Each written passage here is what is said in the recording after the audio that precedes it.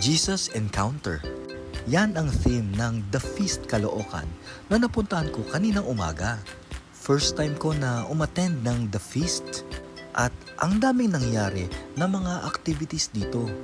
Merong mga Bible reflections, meron ding praise and worship, meron ding mga pray over at ibang saya ang naramdaman ng mga participants. Yung iba nga ay napaiyak dahil sa sobrang sayang nararamdaman sa puso nila. Nung nagkaroon ng pagkakataon, nakwento ko sa kanila ang ibig sabihin ng repeating number of 23. 33 years old si Jesus nung namatay. 3 ang napako sa krus. 3:00 ng hapon nang namatay si Jesus at sa ikatlong araw nabuhay siyang muli. Di ba meron tayong Divine Mercy Prayer?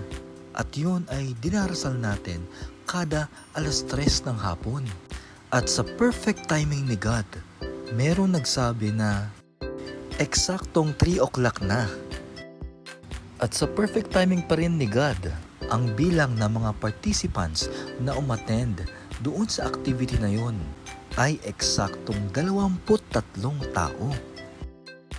Ang mensahe na pwede nating mapulot sa kwentong ito ay God is in control.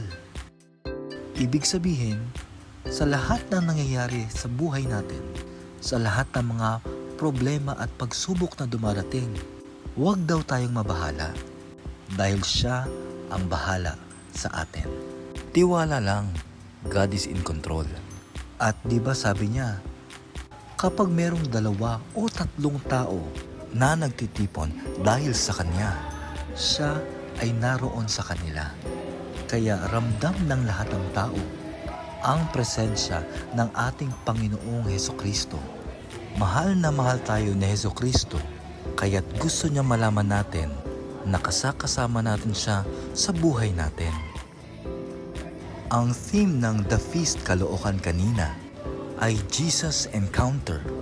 At salamat sa lahat ng mga nag-organize ng activity na to dahil ramdam ng lahat ng tao ang personal encounter with Jesus. Papuri sa Diyos sa kaitaasan.